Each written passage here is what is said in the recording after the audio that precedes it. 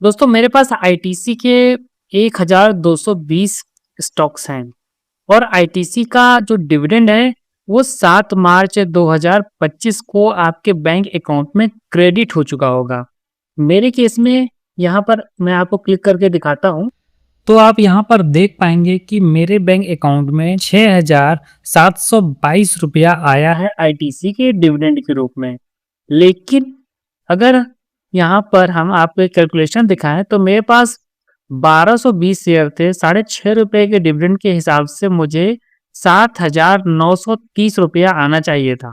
ठीक है, लेकिन वहां पर आया कितना है वो मैं आपको फिर से एक बार दिखा देता हूं। तो ये देखिए आप 6,722 रुपया आया है। तो ऐसा क्यों हुआ है पूरा विस्तार से इस वीडियो में हम समझेंगे।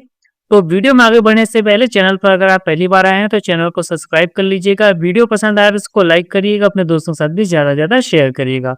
तो चलिए वीडियो में आगे बढ़ते हैं और चलते हैं हम अपनी एक्सेल सीट में। तो चलिए हमने अपनी एक्सेल सीट खोल लिया है।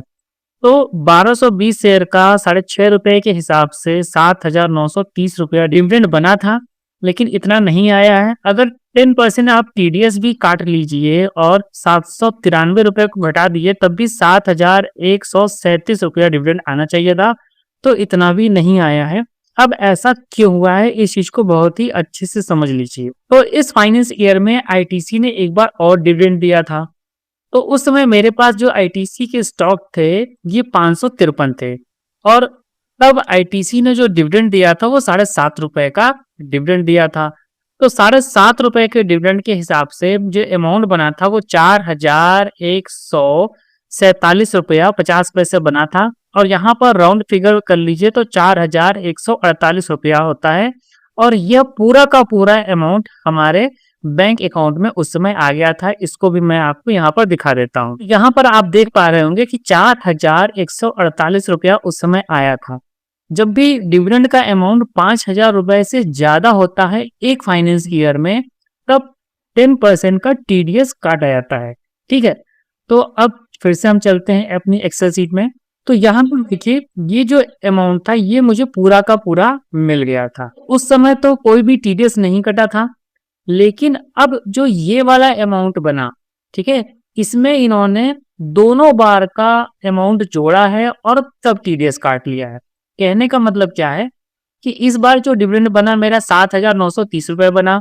पिछली बार को जो डिविडेंड अमाउंट था जो कि ये वाला है ये पूरा का पूरा मुझे मिल गया था। तो ये दोनों जब आप जोड़ देंगे, ठीक है, एक फाइनेंस ईयर का ये दोनों हो रहा है तो करीब 12,077 और राउंड फिगर में कर लीजिए तो 12,078 रुपया ये हो जाता है।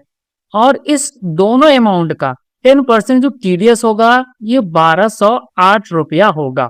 तो ये जो 1,208 रुपया है जो कि इन्होंने काटा है वो सारा का सारा हमारा किसमें से काट लिया है, इसमें से काट लिया है। यानी कि 7,930 जो कि इस बार मुझे मिलना चाहिए था, इस अमाउंट से उन्होंने दोनों बार का जो 10% टीडीएस होता है जो कि 1,208 रुपए होता है वो काट लिया और रिमेनिंग अमाउंट 6,722 रुपए हमारे बैंक अकाउंट में उन्होंने क्रेडिट कर दिया है।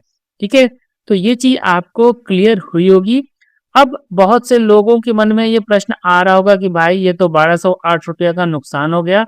अगर आप इनकम टैक्स के दायरे में आते हैं तो डिविडेंड आपको मालूम होगा कि आपके टोटल सैलरी में इंक्लूड हो जाता है और आप जिस भी टैक्स ब्रैकेट में आएंगे उसके हिसाब से आपको टैक्स देना पड़ेगा। लेकिन जो लोग टैक्स ब्रैकेट में नहीं आते हैं वो आईटीआर फाइल करके अपना जो डिविडेंड अमाउंट है इसको क्लेम कर सकते हैं। आपका ये जो अमाउंट है मेरे केस में जैसे कि ये 1,208 रुपया है, तो आईटीआर जब आप फाइल करेंगे तो आपको ये वापस मिल जाता है। तो ये छोटा सा वीडियो था जिसके माध्यम से मैंने थोड़ी सी कंफ्यूजन दूर करने का प्रयास किया है, क्योंकि बहुत से लोग इस चीज को लेकर के परेशान रहते हैं क्योंकि वो कैलकुलेट तो पूरा करके बैठे होते हैं कि भाई मुझे इतना डिविडेंड आना चाहिए, लेकिन जब उतना डिविडेंड नहीं आता है तो वो परेशान होते हैं और इधर उधर भटकते हैं।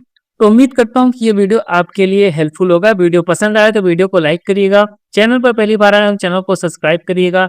इस वीडियो में इतना ही, मिलते हैं नेक्स्ट वीडियो में नई जानकारी के साथ। तब तक के लिए नमस्कार।